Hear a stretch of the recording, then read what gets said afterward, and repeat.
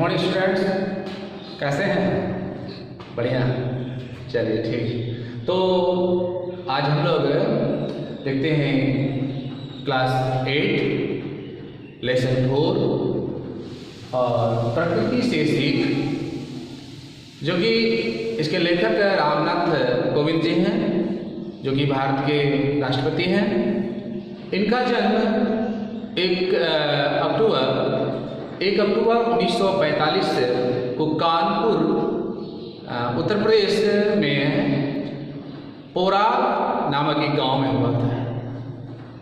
वे एक राजनेता के साथ समाजसेवी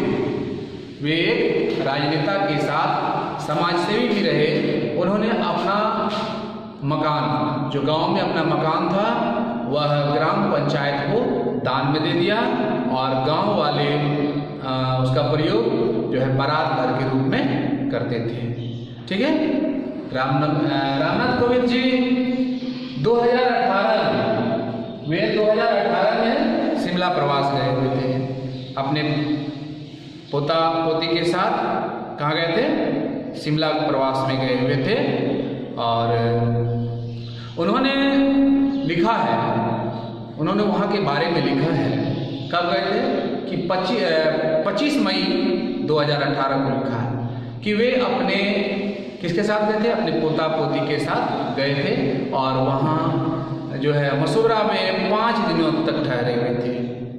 और ठीक मसूबरा से सामने निकलते थे तो वहाँ अभयारण्य, जो जीव जंतु वहाँ रहा करते थे, जंगल था, वहाँ गए और उस अभयारण्य में वहाँ की स्थिति को बताया, वहाँ की प्रकृति के बारे में बताया। और वहाँ उन्होंने सोचा, कहाँ अभयारण्य में सोचा कि यहाँ पर फूल और पौधे होंगे और शिमला का एक बड़ा सा जल स्रोत तैयार हो जाएगा। उन्होंने वहाँ जाकर प्रकृति की शोभा से मंत्रमुग्ध हो गए। वे झाड़ियों में छिपकर वहाँ के पक्षियों को देखा, उनकी मधुर आवाज़ को सुना और वहाँ के जीव जंतुओं की प्राकृतिक सुंदरता, वहाँ की हरियाली और देवदार और ओक के वृक्षों को देखा, जो कि तनकर खड़े थे। और उन्होंने, अर्थात रामनाथ कोविंद ने महसूस किया कि मसूबरा का अपना अलग ही स्वर्ग है। उन्होंने प्रकृति के भव्यतम अर्थात विशाल रूप को भी देखा और उन्होंने यह भी अनुभव किया कि वहाँ प्रकृति किस तरह मनुष्य की चिंता करती है, वहाँ के वन किस तरह शिमला की जनता का पोषण करता है। यह वन एक माँ की तरह हमारी देखभाल एवं भरण पोषण करता है।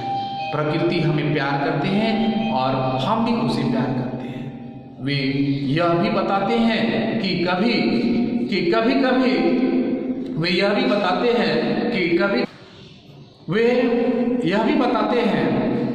कभी कभी साधारण सी यात्रा में भी मन में एक बड़ा सा विचार आ जाता है। उन्होंने सोचा कि धरती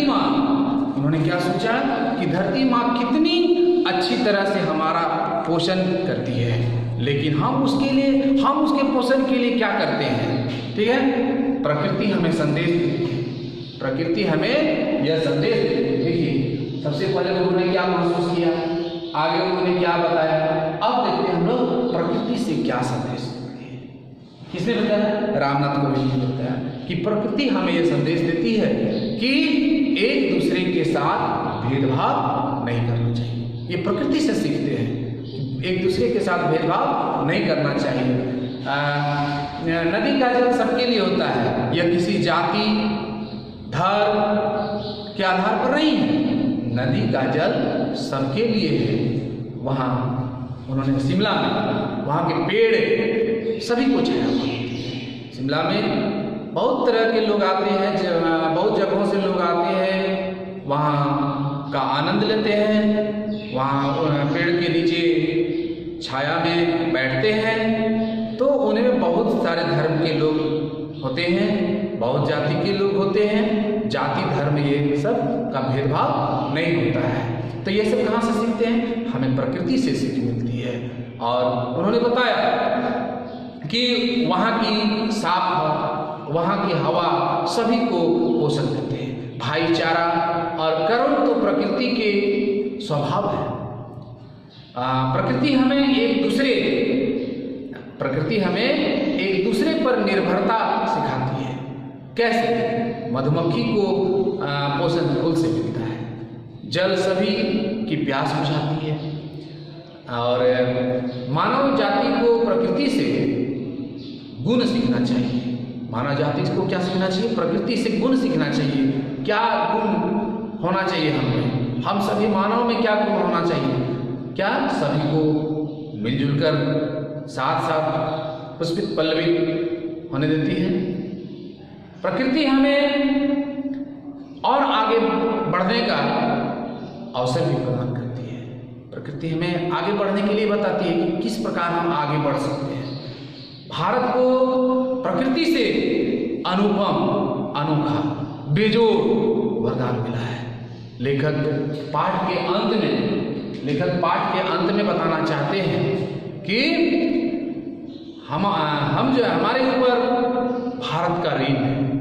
भारत का ऋण हमारे ऊपर है। हमें इस ऋण को चुकाना है। हमें उसके ऋण से उऋण होना है। कैसे?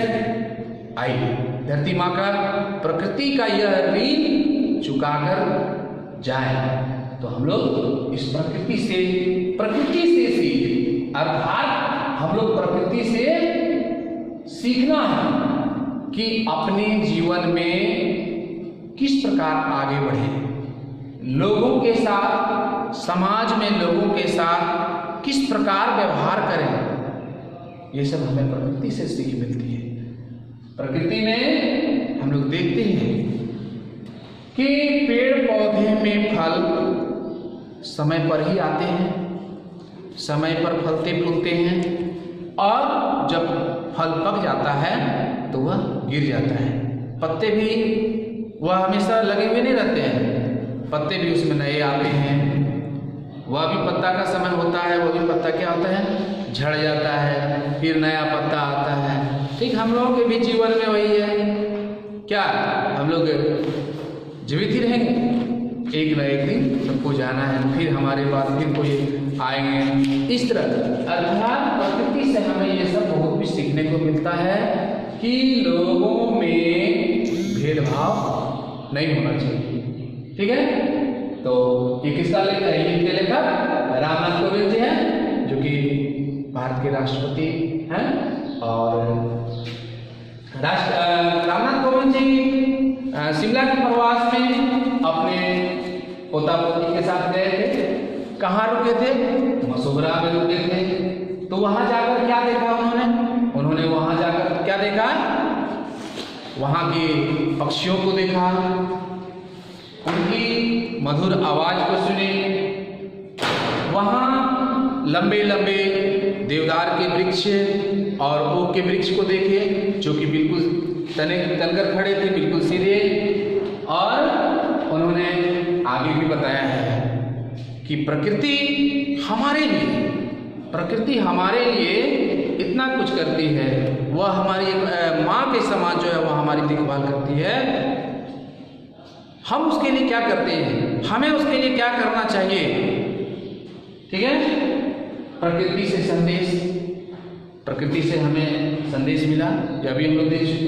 पाठ के अंत में उन्होंने क्या बताया कि हमारे ऊपर भारत का बहुत सारा ऋण है, हम उस ऋण को कैसे चुकाएंगे।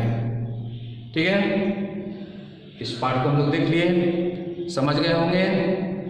इसका वीडियो आप सही ढंग से इसको देखेंगे, बुक में जो लेसन दिया हुआ है उसको आप पढ़ेंगे, जो कठिन शब्द है अंडरलाइन करेंगे, और इस पाठ से संबंधित प्रश्नों का निर्माण भी करेंगे और उसका उत्तर भी लिखने का प्रयास करेंगे।